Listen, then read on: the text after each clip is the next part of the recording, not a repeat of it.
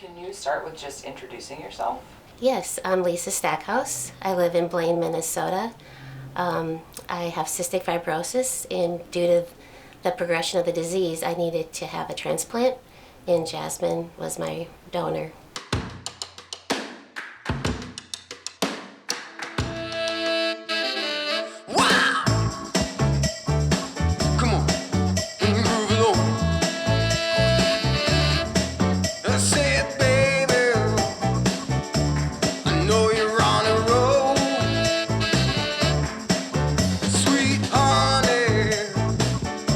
So my name is Joe Stackhouse. I was born in Indianapolis, Indiana. Moved to Minnesota in, 2000.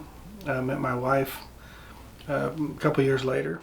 Lisa has cystic fibrosis and was very healthy, so it really wasn't a major part of our lives other than monthly or quarterly transplant meetings. But then, probably at about, maybe after we'd been together 8-9 years, probably in 2012 or 13, she started to get more sick, progressively more sick, and she got to the point where she had to be on oxygen.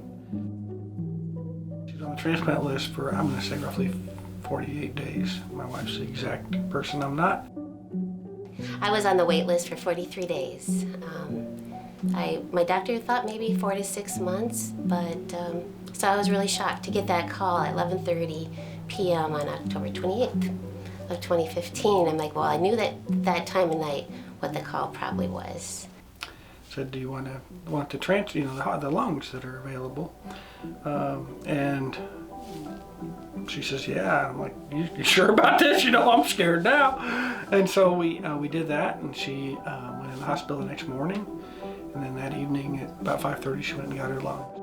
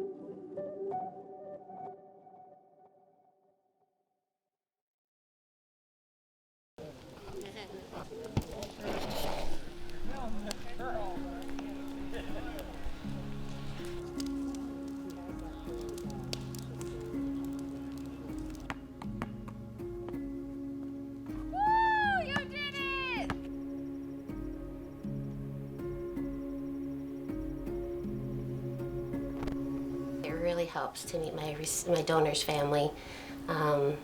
They're amazing. I can kind of understand more about Jasmine, my donor, and the stories they're telling has really made me feel even more blessed, to have her lungs and what she was and who she was, and to carry on her legacy. To have them all in one place at one time,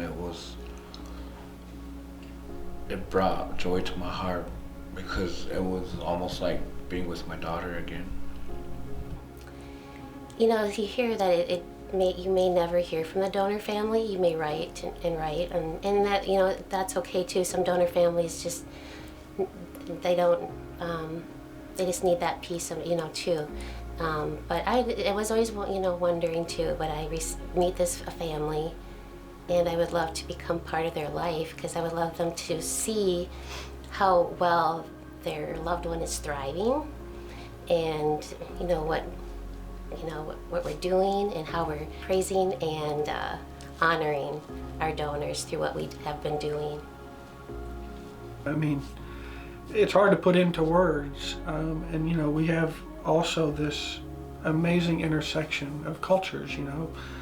Jasmine was 100% Lakota Indian, and what a gift to be part of the Lakota Indian group, but in a small way, just their kind of openness to relationships and to life, it's just amazing.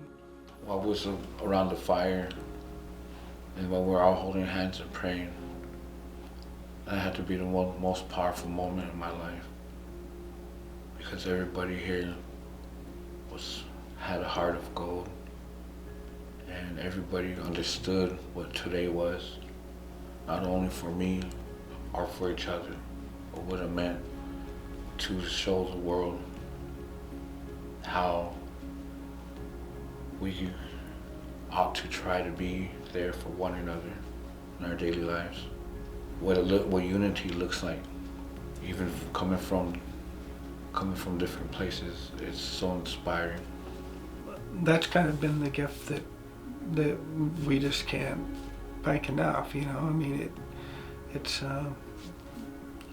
one thing to get along, which is obviously life-saving, but I think the relationships have been life-transforming for us. So we couldn't ask for anything more. So. No other way to say it, you're a hero if you become a donor.